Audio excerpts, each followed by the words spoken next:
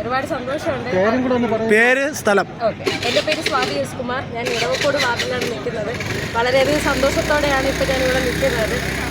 എന്ത് പറയണമെന്ന് അറിയില്ല. കഴിഞ്ഞ 25 വർഷത്തെ CPM കോട്ടയം ഞാൻ പറഞ്ഞിരുന്ന സ്ഥലമാണ് ഇടവക്കോട്. ശരിക്കും അത് തകർന്ന് വീണു. നമുക്ക് താമര വിരിഞ്ഞു. താമര വിരിയില്ല എന്ന് പറഞ്ഞവർ എന്നെ നമുക്ക് സപ്പോർട്ടായിട്ട് എൻ്റെ കൂടെ ഉണ്ടായിരുന്നു. ഒരുപാട് സന്തോഷം. ഇനി കോർപ്പറേഷനും നമ്മൾ പിടിച്ചെടുക്കും. വികസനം മാത്രം പറഞ്ഞുകൊണ്ടാണ് നമ്മൾ ഈ വോട്ട് പിടിച്ചത്. ബാക്കി 2 സ്ഥാനാർത്ഥികളുടെ നെഗറ്റീവോ കാര്യങ്ങളോ ഒന്നും നമ്മൾ പറഞ്ഞിട്ടില്ല. ഒറ്റ കാര്യം, രാജീവ് ചന്ദ്രശേഖർ ജിയുടെ വികസനവും മോദി സർക്കാർ ഇതുവരെ കൊണ്ടുവന്ന പോളിസീസും ഒക്കെ പറഞ്ഞ് തന്നെയാണ് ഞങ്ങൾ ജനങ്ങളിൽ നിന്ന് വോട്ട് മേടിച്ചത്.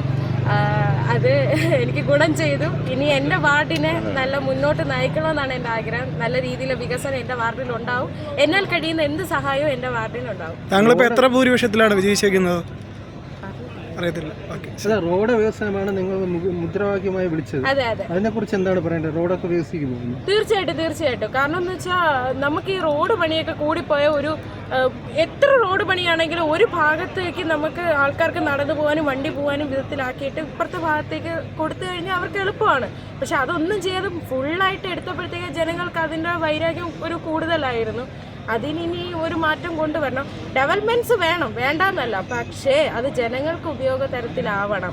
ജനങ്ങൾക്ക് അതിന് ആവശ്യമുണ്ടോ, ജനങ്ങൾക്ക് അത് ഇമ്പോർട്ടൻ്റ് ആണോ, അല്ലെങ്കിൽ ജനങ്ങളെ ബുദ്ധിമുട്ടിക്കാതെ എങ്ങനെ നമുക്ക് വികസനം നടത്താം, അതിലാണ് വികസനം എന്ന് പറയുന്നത്. അല്ലാതെ ജനങ്ങളെ ഉപദ്രവിച്ചുകൊണ്ടുള്ളത് വികസനമാണെന്ന് ഞാൻ വിശ്വസിക്കുന്നില്ല. ഇപ്പോൾ ഈ കോർപ്പറേഷൻ പരിധി തെരുവ് നായ്ക്കളുടെ ശല്യം നമ്മൾ സ്ഥിരമായിട്ട് കേൾക്കുന്നതാണ്.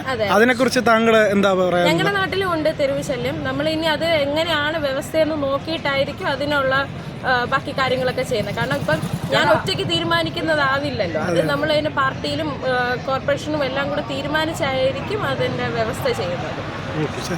Thank you.